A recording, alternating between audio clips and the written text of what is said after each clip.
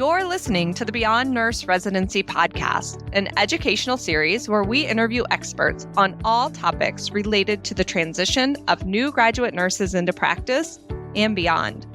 I'm your host, Nicole Weathers, director of the Iowa Online Nurse Residency program. Thanks for joining us. Let's jump in. When I think back to my experience as a student and new nurse, I don't ever remember engaging in what we now call simulation. We had skills labs, we had clinicals and practicums, but nowhere in my plan of study did I ever encounter simulation. I actually wasn't exposed to the idea of simulation until many years later, maybe 2010, 2011. Now, simulation for many is just a routine part of the academic education. What is even cooler is there are many practice environments that have their very own simulation centers, and we are lucky enough here in Iowa to even have a mobile simulation unit. If you haven't already figured out, in this episode, we're talking all about simulation and incorporating simulation into a nurse residency program.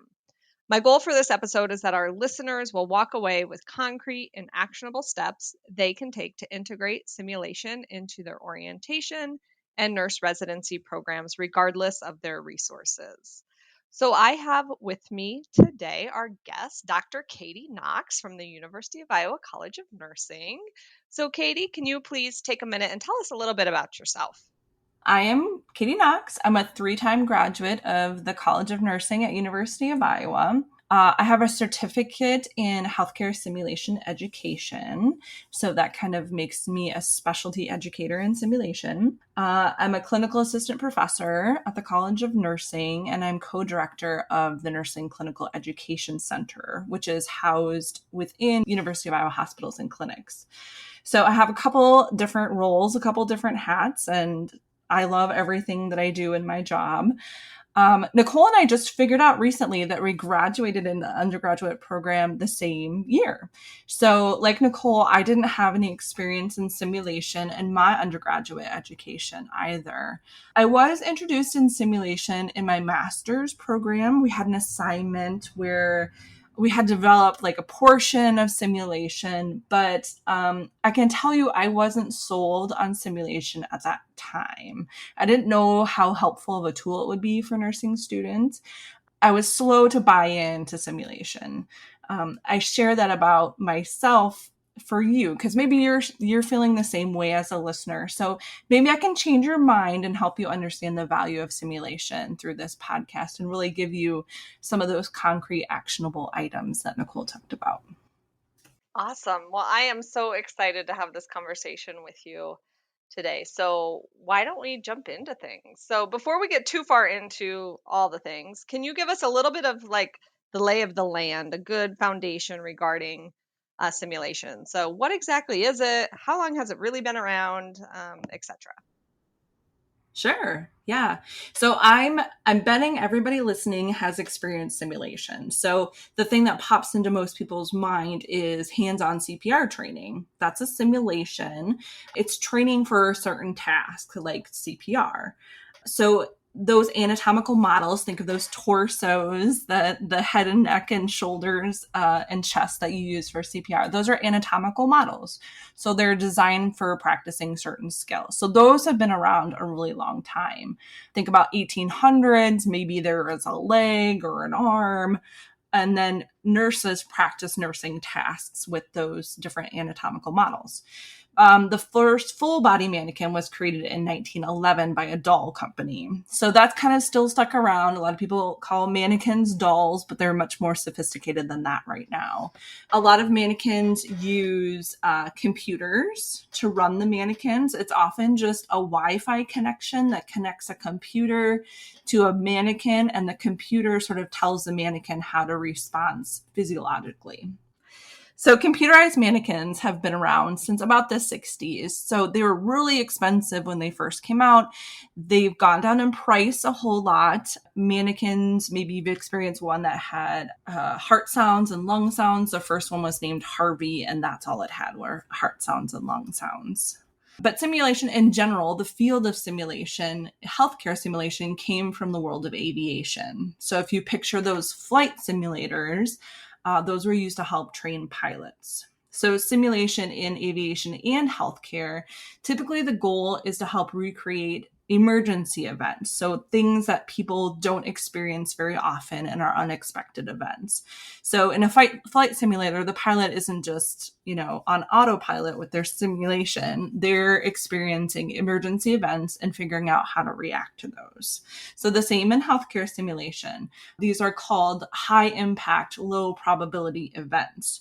So they don't happen very often, but when they do, it's a big deal and people need to know how to respond. So the idea is to replicate these type of events in simulation and see how the participants react. A lot of times in emergency situations, we sort of lose our brain, right? We don't think clearly, and experiencing those type of events in a simulation helps people respond. We often use checklists and things like that to know what to do. We can predict how those participants in simulation, we give them a chance to react in a safe environment. And that's the other big part of simulation, is that it's a safe environment. We aren't going to cause harm to our patients because they're typically mannequins. So it's a safe environment in which people can have practice and practice how they would respond to different events. Well, I think that's, really great. Like, obviously, in healthcare, we sometimes can lose, focus a little bit as far as, every time we are training a new nurse, like they are learning as we go. But as a consumer of healthcare, like we never want the new nurse to be learning on one of our loved ones, right? So giving them the opportunity to experience some of these low probability events in a safe environment obviously increases the likelihood that they are going to be able to do what they need to do when the time comes in a real environment. So I think that's really great, and really just astonishing how long simulation has actually been around. So, coming out of the COVID-19 pandemic, I have to be honest, because I've heard this from leaders across the country, but simulation has kind of gotten a bad rap along with maybe online learning. I hear from practice leaders that their new nurses need more time with real patients and less time in these simulated online Zoom type of environment. So, talk to us now about the research or the benefits of simulation, and then maybe we can even get into some of the different ways that it can be done. Sure, I agree to some extent with those leaders that have talked about, there's too much online learning. Practicing nurses or nursing students need to get more hands-on time. But there is a research basis to how much time is spent in simulation. So in 2014, there was a big study by the National Council of State Boards of Nursing. So they were really trying to figure out if the outcomes for pre-licensure nursing students varied based on the amount of simulation they experienced. So it's really common knowledge, and you may experience this wherever you are, that there's not enough clinical sites for nursing students to get that hands-on practice. They're hard to secure, they're hard to find. So they were trying to figure out if they could replace some of that clinical time with simulation. So the recommendation from the study was that up to 50% of traditional clinical hours could be substituted with simulation experiences. So the key to that was high quality simulation experiences. And we know that simulation can vary from place to place. So I think that's where some of the bad rap has come from, is that simulation isn't often high quality and isn't of the caliber that would replace that clinical experience. So based on that study, that 2014 study, each state board of nursing can improve the amount of acceptable simulation that replaces clinical time. So Iowa has approved 50% replacement of clinical hours with simulation, and 13 other boards of nursing have done the same. So in the study, they looked at no replacement, so zero, 25% replacement, and 50% replacement. So that was the highest amount that they had studied. So the high quality simulation, again, I think is the key. So one of the great benefits of simulation is that it offers time for the participants to think. nursing, we all know, is doing more than just a set of tasks and checking things off your to-do list. We have to make the connections about why we're doing it and how it impacts the patient outcomes. So simulation allows that sort of protected time in a safe space that allows the participants to think about what we do as nurses and why we do it. So the bottom line, just like residency programs, simulation has a positive impact on patient outcomes. That has really been proven time and time again, and it's an acceptable type of learning tool for students and practicing nurses. So I'm going to go on a little bit of a tangent here. So you talk about high quality simulation, and you mentioned in your introduction that you actually have a specialty certification in simulation. So if one of our listeners wanted to learn more about that and how do I become better at simulation, or maybe I'm interested in also doing like a certificate, where does that exist and how can they learn more? Yeah, the certificate is a CHSE. It's lightheartedly called a cheesy certificate. So that's a certified healthcare simulation educator that's offered through the Society of Simulation in Healthcare, or SSH. So it requires someone to be practicing in simulation for a couple years, so 2 years, be facilitating simulations. If that's not possible for you, if you are one of those people who does about 4 bazillion things a day and simulation may just be one slice of the part of your day, I don't know that I would suggest being a certified educator. I would look more into organizations that provide standards of best practice for simulation. I think the high quality simulation comes from knowing the parts of simulation. There's a pre-brief part where the participants learn about what it is that they're going to do in this simulation. There's the actual simulation part where they're working with a patient, and there's a debrief part. And the debrief part is really important and the most important part of that whole simulation process.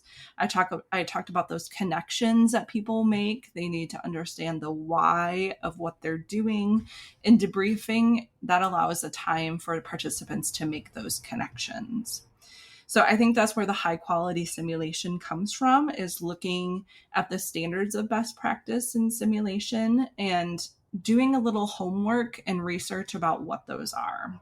So, you said, I mean, the really complex mannequins have been around since 1960s. So obviously there are best practice recommendations out there that maybe our listeners should know about. So what are some of the key do's and don'ts? Yeah, I think people tend to make simulation too complicated. It can be very simple. The definition, according to researchers, is really simulation is anything where we're replicating something that you would be doing in real life. So think about that simple CPR class that you take. Think about unfolding case studies. Think about tabletop simulations where maybe you arrange an order of something. You have active learning, and those are really, in my mind, simulation with a really broad definition of simulation. So it doesn't have to be the fancy mannequin with the computer. Simulation can be a lot of different things, but my biggest suggestion is to keep it simple. Think about your objectives. Try not to change the world in one simulation. Just keep a couple objectives in mind. I'm thinking 2 to 3. Another way you can think about objectives is what behaviors do I want to see during the simulation? What do I want my learners to do and to take away with them when they leave? So just a couple is enough. And then that debriefing time that I talked about, save time for debriefing. Even if you have to make this actual simulation shorter, 5 minutes working with the patient or working through the simulation, and then allow at least double that amount of time, so 10 minutes, in order to debrief. So debrief is really important. It's that time where the learners make connections. There's a lot of research about that time to reflect in their practice. Allowing time for that is key. Anything else, like as far as best practices? So I think keep it simple, because sometimes we think, oh, complex simulators equal complex, scenarios. That is really the purpose of those. So I love that you pointed out simple is actually better. One, two, maybe three key objectives that we're focused on at a time. I think, even kind of going back to some of the newer practices that we're seeing just in online education with micro learning. I mean, it kind of goes along with that, right? We can't absorb all the things if too much is thrown at us at once. So I really love that idea of keeping it almost mini in a way, so that they can, really just focus and master one thing versus all the things at once. Yes. Yes, relate it to those evidence-based practice projects or quality improvement projects that you have residents do. Whenever a resident comes up to you and has this grand scheme of something to do, and you sort of like shake your head, go, oh, let's just take a slice off of that. Think about that for simulation. Just take a slice of it and try it. I know there's a lot of hesitancy. It seems like a big job to develop a simulation, but remember, you can keep a simulation and run it again. So after you develop it and run it, you can edit it. You can get feedback from your participants, what worked in that, what didn't work. They always seem to give you plenty of feedback in debriefing to let you know what you could change. It is a lot of upfront work, but with any sort of learning tool that you develop, any active learning that you have, it is a lot of work up front, but remember that you can keep it and you can run it again and try it again. So I think it's well worth the time invested to develop a simulation. So I think that is just such good advice. So thank you, Katie, so much for sharing that. So, as you know, we work with many leaders and educators in practice who are facilitating residency programs. So, the focus of residency isn't necessarily on specific skills, but we all know that new nurses often want, and in some cases do need, more time focused on clinical skills, scenarios, etc. So, if one of our listeners wanted to start integrating simulation into their nurse residency program, where do you suggest they start? I would start with a needs assessment. So, what is it that you need to add that would be appropriate for a simulation? So, what do you need to focus on? The needs assessment often comes in a very strange way that's not a formal needs assessment. I'll give you an example of where I started when I had a small group of nurse residents and we were talking in our small group. And one resident was talking about administering IVIG, which is intravenous immunoglobulins. And another resident had not yet administered that. So they were talking about, oh, what sort of monitoring do you need? And what did the patient have, why they needed the IVIG? And the conversation just sort of snowballed. And it was clear from the conversation that there was a knowledge gap there. And I knew that any of the residents in my group could administer IVIG based on where they were working as a nurse. The resident who had administered it shared as much as they could, but they said, I think I did it right. I don't know for sure. So I was ready when the group met again. So we did a tabletop simulation using IVIG as sort of the focus area. So you could do this with any sort of medication or any policy and procedure, for example, something that is clear that your residents need a little bit more work with. So I gave them a scenario of a patient who needed IVIG. So that kind of opened up what type of patient would need this medication. From there, we sort of split up to check resources. So we looked at the policy for IVIG administration. We looked up the administration guide provided by pharmacy. We looked up typical dosing, and then we looked up patient education resources. So all in all, this took maybe 20 minutes or so for them to look up the information. So I sort of split them up into groups and had them look on their computers. And then we brought them back and then we talked about what we learned. So in my mind, in a chronological way, makes sense. So I said, okay, here's your patient scenario. The patient was ordered IVIG. Where do we start? So they shared what they learned. We wrote some key points on the whiteboard, and that was our simulation. So I also had pictures of bottles of the medication and some tubing, so they could see what the filters looked like, what the medication looked like. They matched the IVIG types with those that needed filters and those who didn't. We talked about the patient weight being really important because that's how the dosing is based. And then I threw some curveballs in it. IVIG is really particular on what sort of fluid runs with it, D5 NS as opposed to NS. So I talked about, what if the patient has a low blood pressure and you need to bolus fluid, which type would you use? So it wasn't a fancy simulation. It was really a thinking exercise with visual aids. I have a coworker who always calls it a head game. So it's using your brain to really work through the patient scenario. But based on that broad definition of simulation, it really fit into the simulation. I helped to guide an experience that replicated the real world event in an interactive manner.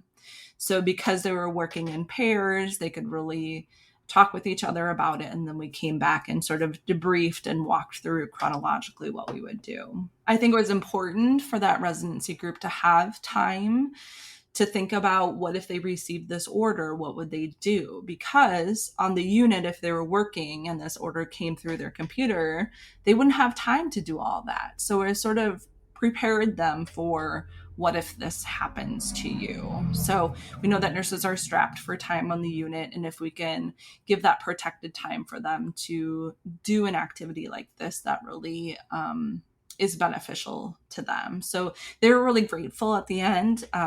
They hoped that they would have a patient with an IVIG order. So it was something different and something that we hadn't done yet with that group. So I thought it was beneficial for them.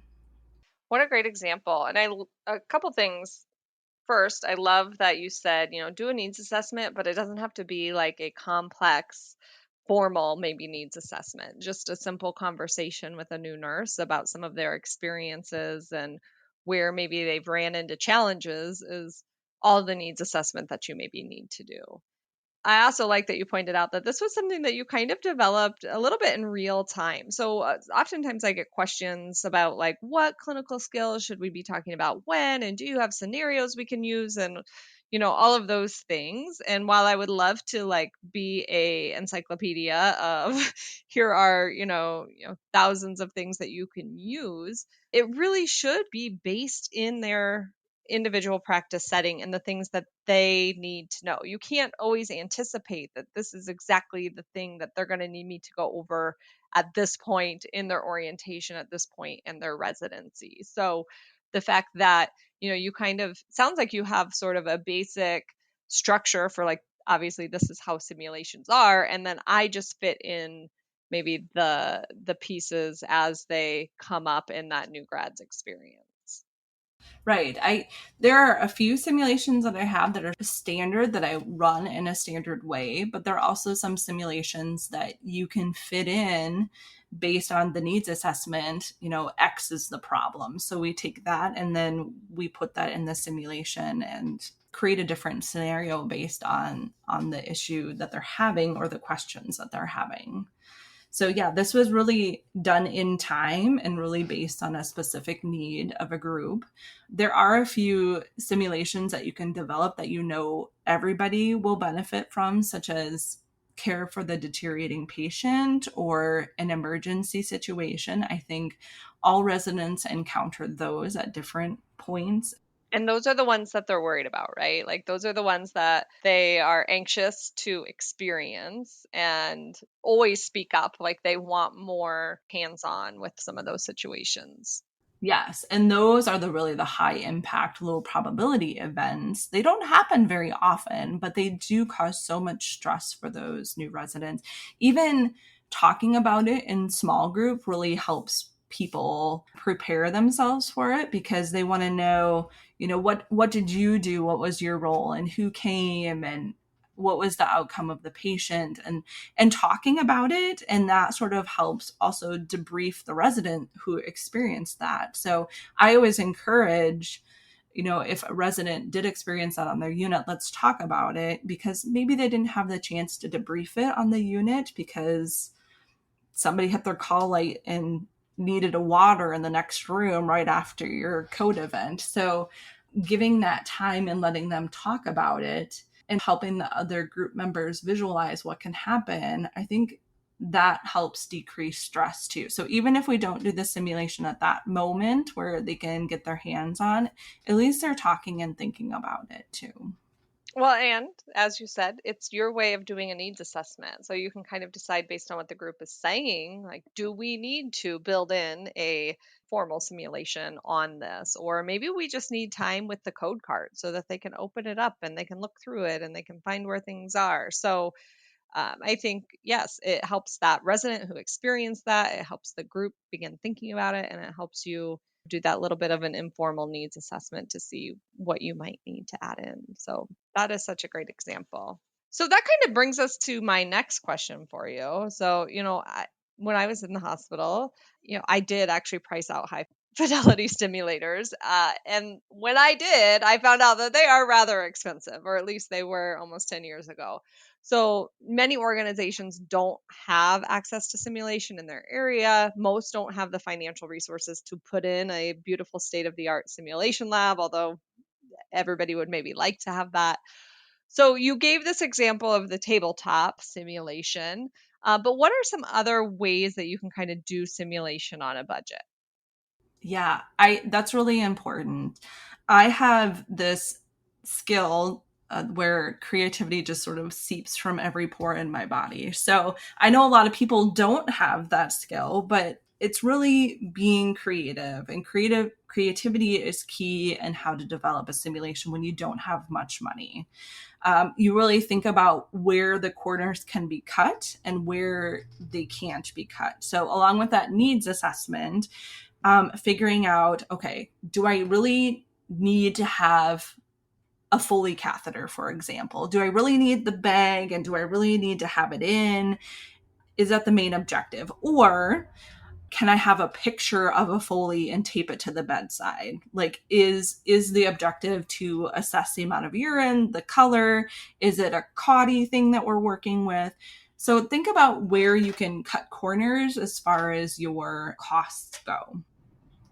My favorite example of a low cost simulation is a fall simulation that I developed to help my nurse residents review a policy and procedure about when a patient experiences a fall.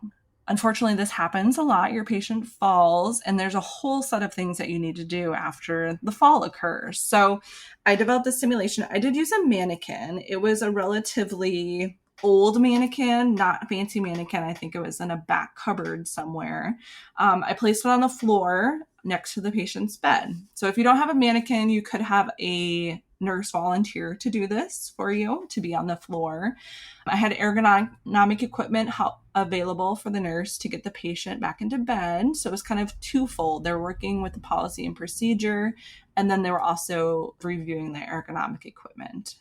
I also had a nurse play a family member of the patient. I gave that family member a script of questions to ask. So I try not to have a family member go rogue, be dramatic and crazy with the nurses. That's not really the goal. The goal, again, is to, what do you do after a patient falls? How do you communicate with that patient and family member? So that was just really two objectives that I had for that simulation. So I had to think about what behaviors I expected from the nurses. What did I want them to accomplish for this simulation? So again, the policy and procedure, what do you do after a patient falls? So there's checking for injuries, there's checking vital signs, checking glucose, assessing for head trauma, reporting, documenting the fall, getting the patient back into bed. So we had the ergonomic equipment to help us out with that, communicating with the patient and family member. And then debriefing, we talked about the factors that might have contributed to the patient's fall. So I had to create a scenario to go with the simulation, and that didn't cost any money. Again, you can talk to somebody in clinical practice if you need to, but usually we can all think of a scenario. Think about the falls risk assessment. So maybe complete one of those and have the patient at risk for falling. Think about the patient's background assessment, maybe their medications that might contribute to a fall, and put that all in a scenario. The participants can read that scenario at the pre-brief, so they're able to understand what's going on with the patient. And then when they go in the simulation, they find the patient on the floor. And you can also give them a copy of the policy and procedure so they can follow step by step and do all the things that they need to after they realize that the patient has fallen. That's a pretty short simulation. It can be about 10 minutes or so. And then after that, the debriefing should last twice as long, so about 20 minutes. We talk about the policy and procedure, sit down. Your job as a facilitator is really to ask open-ended questions of your participant. You ask questions like, what was going through your mind when you came in and saw the patient on the floor? So they can explain maybe an emotion that they have, maybe it brought them back to a similar fall that their patient experienced. Give them a chance to talk about their experiences either with that simulation or their experiences in clinical care with a similar simulation. So in that debriefing, make sure you go through the objectives. Did they do all the things that they needed to after the patient fell? How did they assist the patient getting back into bed? Did they use ergonomic equipment that was available, or did they just pull on the patient and throw them back into bed? Think about how they communicated with the patient. I always take notes during the simulation, so I have a few maybe direct quotes even that said, you said this to the patient, tell me about your rationale for saying that, or something like that. And then talk about the factors that contributed to the fall. So maybe those medications, maybe there's a reason we do the fall risk assessment. What did they score? What are some other things that we should have had in place for the patient so they didn't fall? So that gives them an opportunity to talk through those things. That's a really simple simulation. It doesn't take very many resources. It takes a little bit of creativity to make it happen in a space. You might have to find a room that's not being used by a patient, or even you can use a cart for this too. So if you don't have a bed available, you can use a patient transport cart. So just think about those objectives and what you need to make those objectives happen for the simulation.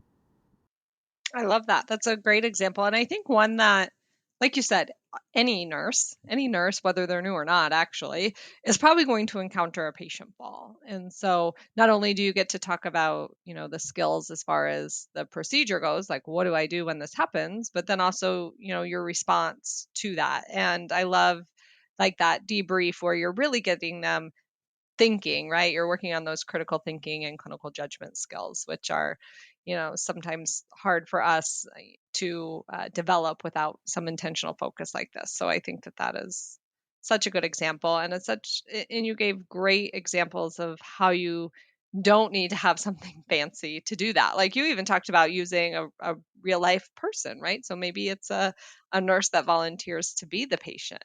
Do you use real patients a lot? Is that something that you guys have used in the past?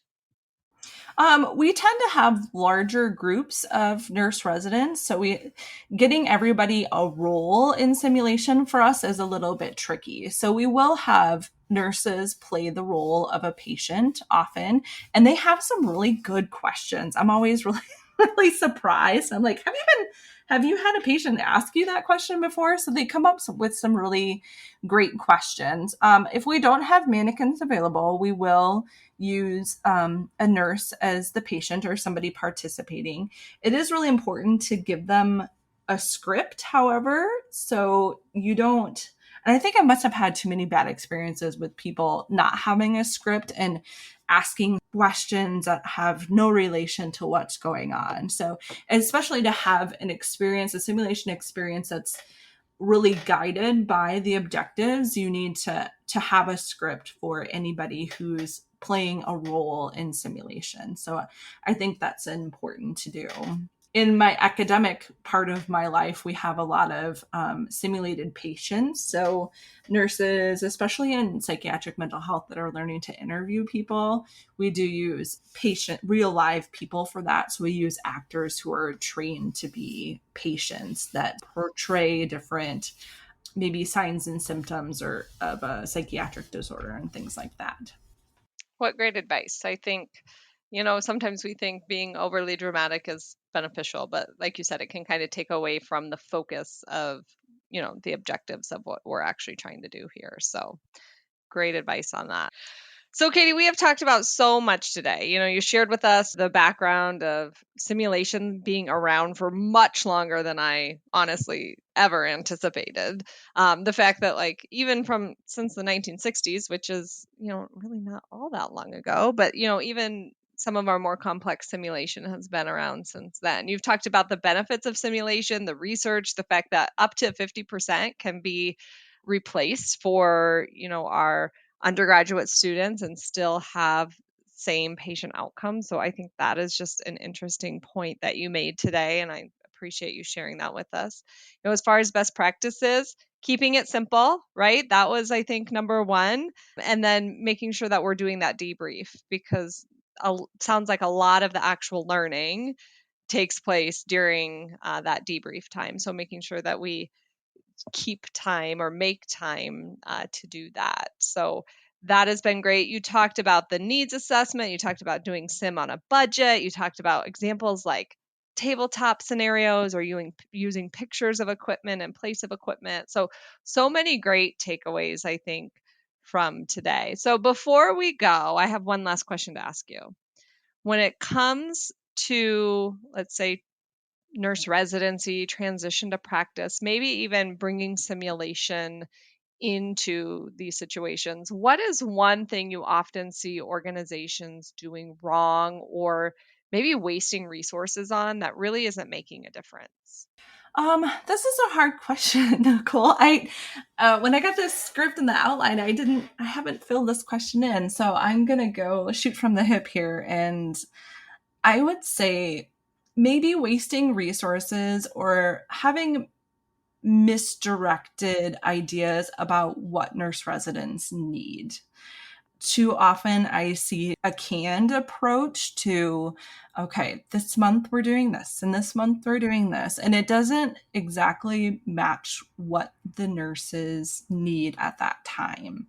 So that informal needs assessment that we talked about earlier, I think is really important. And it is difficult to be flexible in a nurse residency program, but that's what we know about learning and teaching, is that people need what they need when they need it. And to be relatable, they need it at a time when they feel like, they don't have the resource and they need the resource right then. So I would say not having a flexible approach to residency and offering just in time training when it's needed.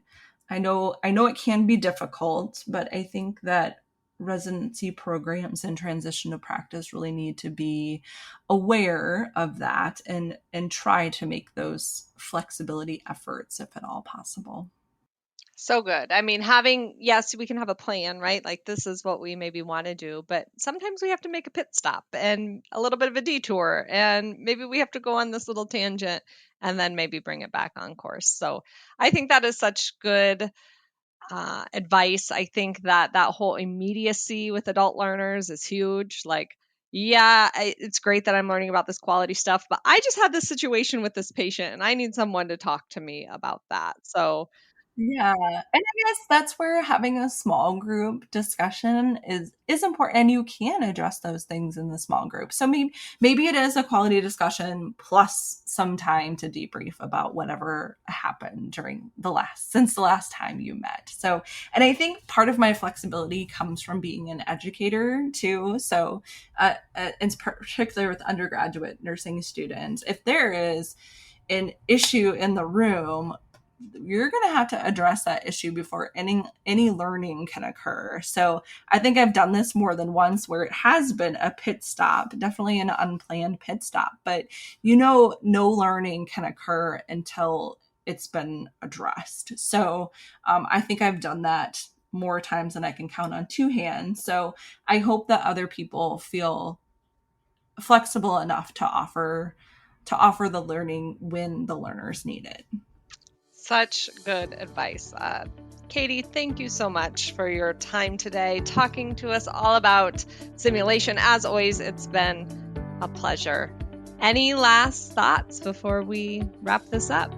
No, I just thank you to your listeners for what they do and what they offer to those in transition to practice. I think it's really important work, and I'm grateful for all of your listeners and what they do, and grateful to you too, Nicole, and your team for what you do. So you're welcome, and thank you for the opportunity.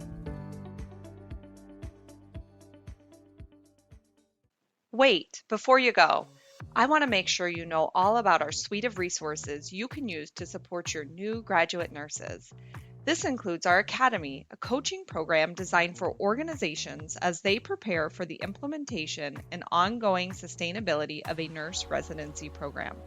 Work one-on-one with residency program experts to make sure your organization is residency ready.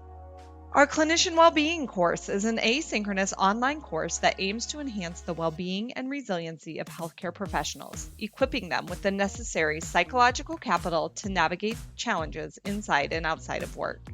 Supporting Nurses is another asynchronous online course for preceptors, mentors, and coaches to learn the skills they need to support any new hire. Both of these offerings can be used as a standalone professional development opportunity or to augment any nurse residency program. And we can't forget about the program that started it all, the online nurse residency program. This includes a comprehensive curriculum designed to support new graduate nurses applying all the knowledge they learned in school to their practice. We focus on professional skills, personal well-being competencies, and new graduate nurses even get the opportunity to create real change in their own organization. Offered completely online and in a blended format, this program is highly adaptable to all clinical practice settings. You can learn more about all of these programs and more of what we offer using the links in the show notes below.